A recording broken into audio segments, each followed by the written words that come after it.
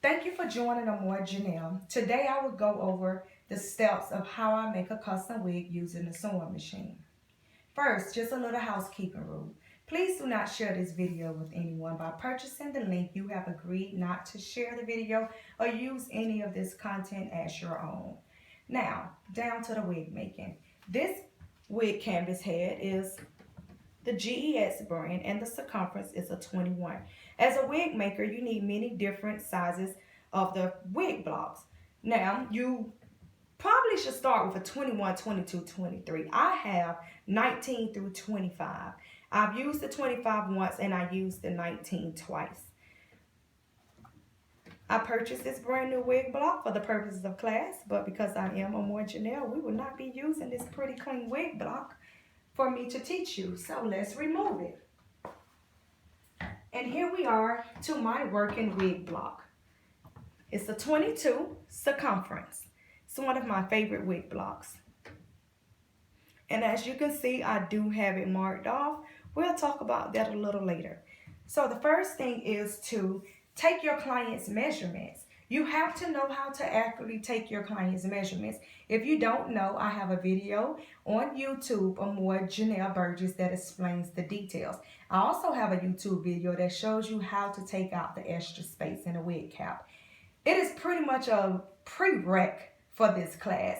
So if you haven't watched it, please watch it. Come with all of your questions when we meet up face to face. The first measurement I transfer is the circumference. My client's circumference is a 21.5.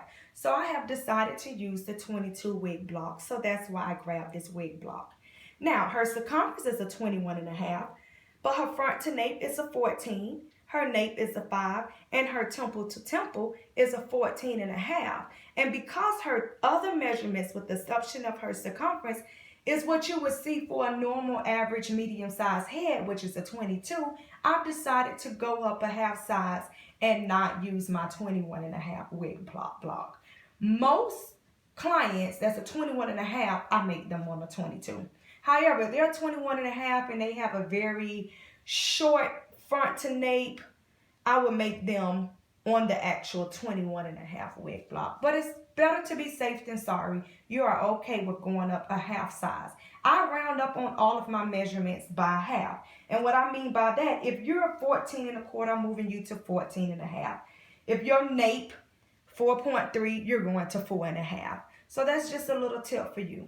Now let's get right into how we transfer these measurements. I've transferred the circumference by grabbing the wig block.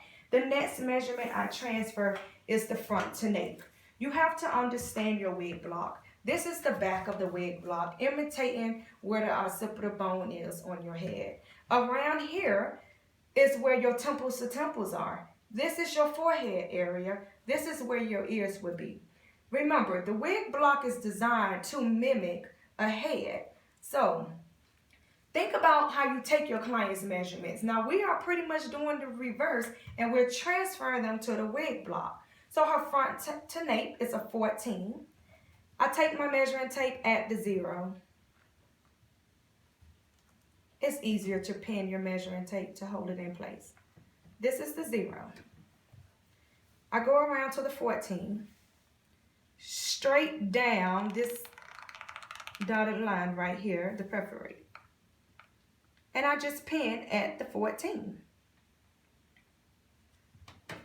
Remove your tape measure. Now, some tape measures have 0 and extra space. Usually it's the retractable ones. Do not start at the extra space. Be sure to start at the 0 when transferring your measurements and taking your client's measurements. The next step is to transfer the nape. Her nape is a 5. So I would take half of 5, which is 2.5. Align your 2.5 underneath this pin. Pin at the 0.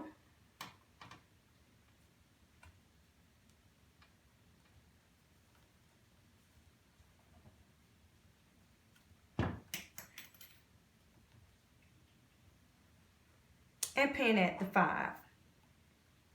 Now let's talk about the nape a little bit more. If the nape was 4, I would have put the 2 here, pin at the 0, pin at the 4. If her nape was 5.5, I would take the measuring tape, fold at the 0 to the 5.5 mark. Take that crease and align it underneath this pin. And I will pin at the 0 and pin at the 5.5, which is just a little longer than the 5. It's so important that you take the half mark because with wig making, you want to stay symmetrical. So for example, let's just say, oh yeah, it's a 5, and we pin at the 0 and we pin at the 5. Yes, the distance is 5 inches. However, from the middle to the left is greater than from the middle to the right, the distance. So you want to prevent not being symmetrical. So next, the same concept for your nape is the same concept that we use for our temple to temple. Her temple to temple is 14.5. I am putting it at 14.5. If for any reason you want to increase her temple to temple measurement, round up, you need to do it at this point of transferring the measurement. So she's a 14.5. Let's say if I wanted to put her at a 15. I need to do it now and take half of 15. However, I am keeping her at a 14.5 because I have already went up a half size on her circumference. So here we are, 14.5, and I fold. I'm good in math, but I don't pretend to be when I'm making wigs. It's just easier for me to fold it. And you pin in the back of the head. After pinning, you want to bring your tape measure flat, tight to the wig block and pin in the middle of the 0. Next, flat around, pinning in the middle of the 14.5. Once you're done, remove your T-pin. Now, once you have transferred these measurements, it's okay to check to make sure that they are even. After you have transferred your measurement, the next thing to do is to put on your cap. I am using the Q-Fit brand wig cap. It doesn't matter if you use span or if you use the mesh. Today, I'm using the span. Once you've transferred your measurements, you want to put this cap on your wig block. I do try to eyeball it to be even. Don't overthink this. I am taking my pen and dragging my cap directly back into that hole. The same thing here. Directly, here's my hole. And what we're doing now is stretching this cap to the client's measurements.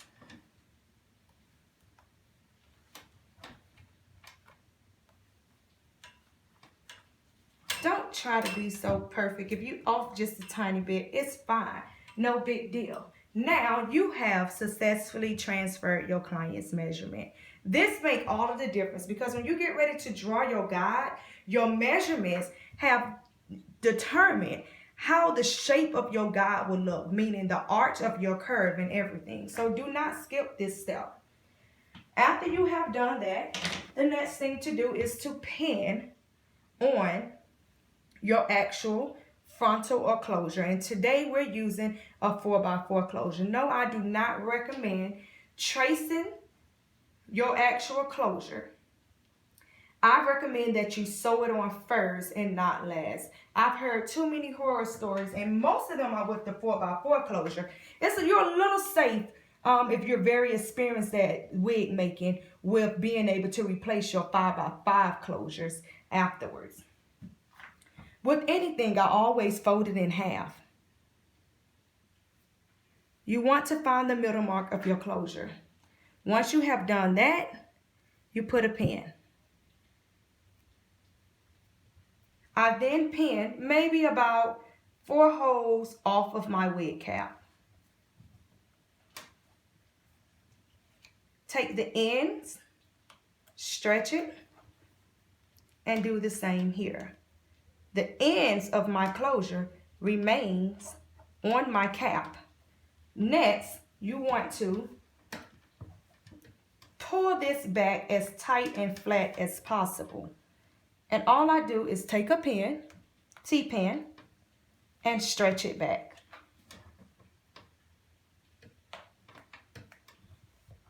You want to make sure that you don't have any spaces or gap around your closures.